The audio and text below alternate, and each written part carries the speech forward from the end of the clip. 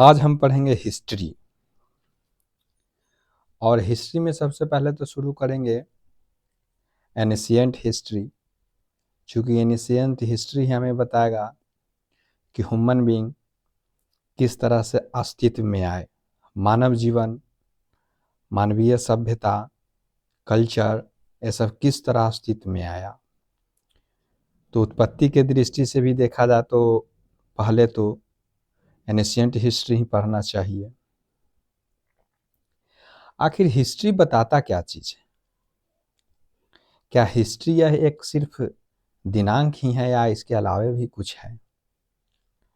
तो इसका उत्तर है, हिस्ट्री एक ऐसा सब्जेक्ट है जो मानव की उत्पत्ति को तो बताता ही है, साथ ही साथ उस वक्त के जितने भी सोशल डायमेंशंस हैं, जैसे पॉलिटिकल, एडमिनिस्ट्रेटिव, इकोनॉमिकल, सोसाइटी में खास करके caste, religion, status of women, ये सब पक्ष को दर्शाता ही है, उस वक्त के कल्चर। तो ये सब एस्पेक्ट को हिस्ट्री है जो दर्शाता है। तो हिस्ट्री सिर्फ एक डेट नहीं है। हम ये भी जानते हैं कि एनिशिएंट हिस्ट्री है जो ह्यूमन बीइंग के अस्तित्व के बारे में बताएगा कि हम लोग किस तरह से human being came into existence on planet, right.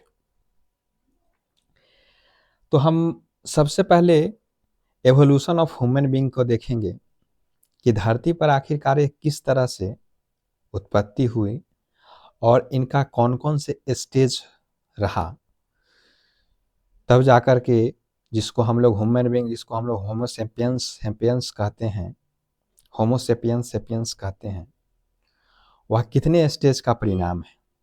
हालांकि इसका डिटेल जानकारी तो आपको फिलॉसफी में मिलेगा, लेकिन हम लोग जीएस की दृष्टि से पढ़ रहे हैं तो उतना ही चीज़ जानेंगे जितना एग्जामिनेशन पॉइंट ऑफ व्यू से रिलेवेंट होगा, है ना। क्योंकि आखिरकार आंसर जो है जो 150 से 200 शब्दों में ही लिखना होता है। अगर आपके पास ज़्यादा कंटेंट होगा तो फिर आपको लगेगा कि हम 150 से 200 शब्दों में उतना नहीं लिख पाए। तो हम जीएस पॉइंट ऑफ व्यू से जो रिलेवेंट होगा सिर्फ हम उसी टू दी पॉइंट चर्चा करेंगे, इधर उधर की बातें नहीं करेंगे। हम है जो कंसेप्ट पे ज़्यादा फोकस करेंगे और जो एग्जामिनेशन पॉइंट ऑफ व्यू से है उस पर ज़्यादा फोकस करेंगे।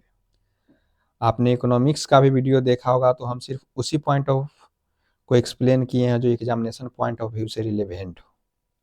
इधर उधर की बातें तो बहुत किया जा सकता है। चलिए तो शुरू करते हैं और हम ये जानेंगे इवोल्यूशन ऑफ ह्यूमन बीइंग।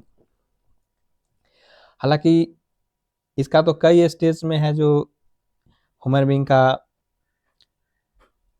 शुरुआत हुआ था, लेकिन हम है जो कुछ ही स्टेज को लेंगे जो जीएस पॉइंट ऑफ व्यू से रिलेवेंट है। तो सबसे पहले जो है, पहला स्टेज जो है रामापिथेकस,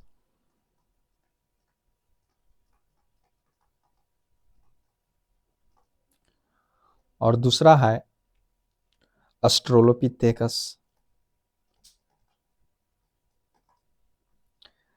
तीसरा है होमो इरेक्टस,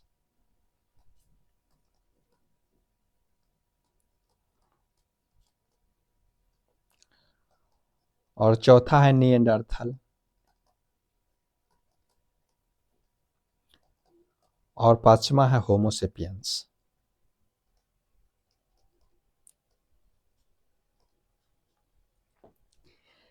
तो ये 5 स्टेजेस हैं।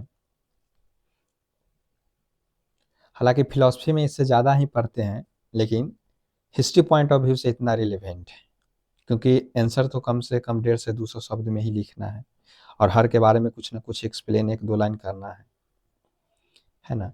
हमको कैरी उतना ही इंफॉर्मेशन करना है जितना को हम याद रख पाए।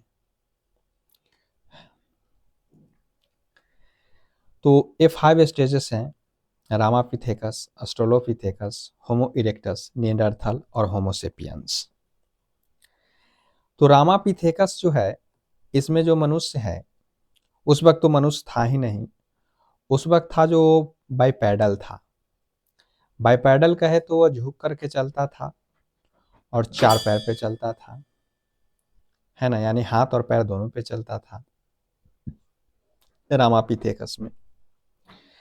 उसके बाद आता है ऑस्ट्रेलोपिथेकस, जिसका प्रमाण है जो सबसे पहले अफ्रीका कॉन्टिनेंट में माना जाता है कि उत्पत्ति है जो वहीं अफ्रीका कॉन्टिनेंट से ही हुई है। इसमें है जो मनुष्य खड़ा हुआ हो, वह भी पूर्ण रूप से नहीं। आप देख सकते हैं ये जो है ऑस्ट्रेलोपिथेकस, इसमें मनुष्य दो पैर पर खड़ा हो गया लेकिन झुक कर चलता था, ठीक। और ऑस्ट्रेलोपिथेकस में ही इसी स्टेज में नेचुरली जो स्टोन टूल थे उसको यूज करना सीखा। नेचुरली स्टोन यूज कहे तो माने जो प्राकृतिक रूप से पड़े हुए पत्थर, जैसे मान लिया जाए कि प्राकृतिक रूप से कुछ इस तरह के पत्थर पड़े हुए थे, तो इसने उठाया और इसी से कुछ कुछ करना शुरू कर दिया, जैसे मांस का काटना शुरू कर दिया, है ना, पेड़ पौधों को काटना शुरू कर दिया, मतलब कि जो प्राकृतिक रूप से बने हुए थे उसी को यूज में ला रहा था। और इसका भी एविडेंस हम भारत के कश्मीर और हिमाचल प्रदेश में जीवाश्म के आधार पर हमको इसको प्रमाण मिला। आपको यहाँ ये ध्यान देना योग्य बात है कि ऑस्ट्रेलोपिथेकस दो पैर पर खड़ा हो गया लेकिन झुक करके चलता था, और इन्होंने नेचुरली जो बने हुए पत्थर था उसको उपयोग में लाना शुरू किया, और इसका एविडेंसेस जो है कश्मीर और हिमाचल प्रदेश में।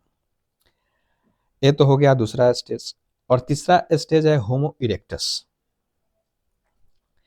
होमो इरेक्टस में है कि इसमें मनुष्य है जो पहली बार एकदम पूर्ण रूपेण सीधा खड़ा हुआ, है ना, देख सकते हैं कि हाँ पूर्ण रूप से सीधा खड़ा हुआ। और इसमें है कि मनुष्य ने पहली बार आग के खोज किया। यहाँ आग का खोज के मतलब ये नहीं है कि इससे पहले आग नहीं था, आग तो था ही, लेकिन आग का खोज से यहाँ तात्पर्य है कि आग का नियंत्रित उपयोग प्रारंभ किया, ठीक, अर्थात भोजन जो है वह पका कर खाना शुरू कर दिया, है ना, कच्चा मांस नहीं खाता था, अब है जो भोजन पका करके खाने लगा। तो यहाँ आग का खोज का तात्पर्य ये है। और इन्होंने जो नेचुरल बने हुए स्टोन टूल थे उससे इसने उससे थोड़ा एडवांस टेक्निक को ईजाद किया और उससे थोड़ा एडवांस स्टोन टूल, है ना, यूज में लाया। और इन्होंने स्टोन टूल को अधिक एडवांस किया, है ना, होमो इरेक्टस। और इस स्टेज के भी एविडेंसेस मिलते हैं, ठीक। अब हम फोर्थ स्टेज में आते हैं, निएंडरथल। निएंडरथल में है कि यह लगभग इसको माना जाता है कि 1 लाख वर्ष पुराना है ना, प्राचीन मानव है। और इनका शरीर का स्ट्रक्चर भी होमो इरेक्टस के समान ही मिलता जुलता है। हम देख सकते हैं कि होमो इरेक्टस के समान ही मिलता जुलता है। और यहाँ आपको ध्यान देने योग्य बात है कि यहाँ देख रहे हैं कि यहाँ जो मस्तिष्क है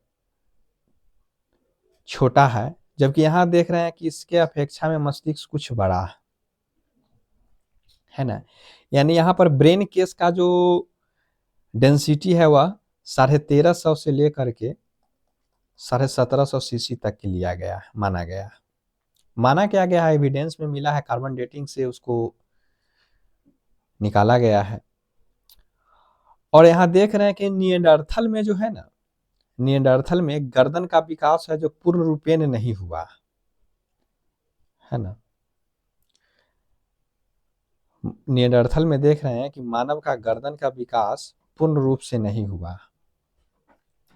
और इसमें ब्रेन केस है जो 1350 से 1750 सीसी तक के माना गया है। और इन्होंने नेंडरथल ने ही सबसे पहले नाव, जिसको बोट कहते हैं, अब बोट के मतलब ये बोट नहीं जो हम लोग अभी एडवांस रूप उसका देख रहे हैं, माने यह प्राकृतिक रूप से बने किसी, उसमें कोई लकड़ी, कोई है ना, कोई पेड़ उड़ होगा सूखा हुआ जो तैर रहा होगा, उसी के यूज में लाया होगा। तो इस तरह से देख सकते हैं। और इसके बाद आता है होमोसेपियंस। होमोसेपियंस जो है ये जो फोर्थ स्टेज है उससे काफी डेवलप है और एडवांस है ना, इससे काफी डेवलप और एडवांस भी है। और इसका उत्पत्ति जो है, जो लगभग माना जाता है कि 34,000 साल पहले हुआ है। ठीक। और इन्होंने है जो एडवांस टूल को तो सर्च किया ही, और साथ ही आर्ट एंड कल्चर, हालांकि आर्ट का जो डेवलपमेंट पूछा जाए तो निएंडरथल के समय से ही माना जाता है। जैसे हम लोग भीमबेटका में जो पेंटिंग देखते हैं वह निएंडरथल के समय से ही माना जाता है। और बोट का तो देख ही चुके हैं कि बोट कब है जो अस्तित्व में आया है।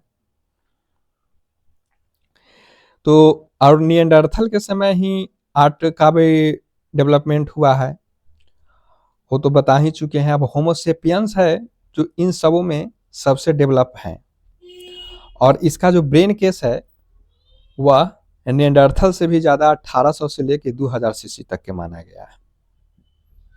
और इसमें हम ये भी देख रहे हैं कि इसमें जो नेक का डेवलपमेंट है, गर्दन का जो है, वह पूर्ण रूप से सिर से अलग है, धड़ से अलग है ना, माने पूर्ण विकसित हो चुका है। और इन्होंने डाइवर्स टूल, स्टोन टूल का आविष्कार किया है ना। और अब आगे इससे पढ़ेंगे कि वह किस तरह से अपने शेल्टर के लिए, क्लोथिंग के लिए, है ना, फूड गैदरिंग के लिए क्या क्या एक्टिविटी किया करते थे, और इसके लिए वो किस तरह, कौन कौन से हिस्टोरियन है जो कौन कौन से एज में इसको डिवाइड करके स्टडी करने के लिए बोलते हैं। जैसे आपने सुना होगा palaeolithic age, mesolithic age, neolithic as.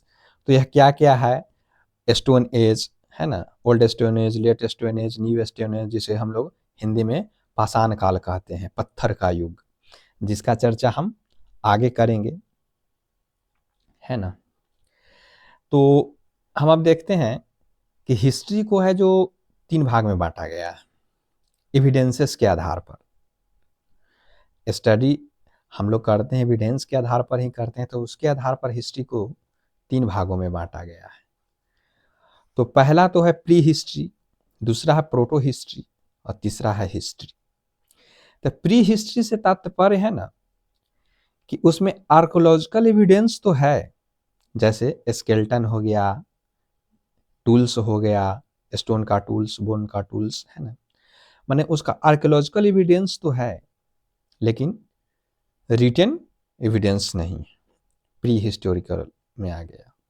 अब जैसे मैं स्टोन एज के बारे में पढ़ेंगे, तो स्टोन एज में देखते हैं कि पत्थर के तो टूल्स मिले हैं, लेकिन कहीं रिटन एविडेंस नहीं मिला, तो प्री हिस्टोरिक में आ गया।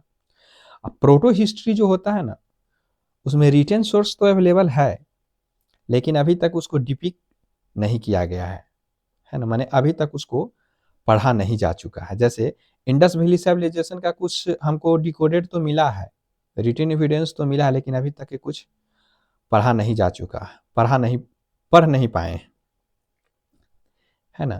तो प्रोटो हिस्ट्री हो गया। हिस्ट्री हो गया कि जैसे उसका एविडेंस भी है और रिटन फॉर्म में जो अभी हम देख रहे हैं, है ना, जो हम लोग जैसे आधुनिक भारत का इतिहास कहा जाता है, देख रहे हैं कि अंग्रेजों के द्वारा जो एक्टिविटी किया गया, हमारे फोरफादर के द्वारा जो एक्टिविटी किया गया, वो सब जो है एक्टिविटी अवेलेबल है, उसका रिटन एविडेंसेस है ना। तो उसके आधार पर हम हिस्ट्री लिखते हैं। हम अब आगे पढ़ेंगे प्री हिस्टोरिक में कौन कौन से एजेस के बात है, जैसे स्टोन एज है तो उनमें कौन कौन से एज को पढ़ना, जैसे old stone, late stone age, new stone age, है ना। तो इस सब की चर्चा हम आगे के वीडियो में करेंगे। तब तक के बने रहिए इस यूट्यूब चैनल के साथ, और हमें शुरुआत कर रहे हैं। Thank you.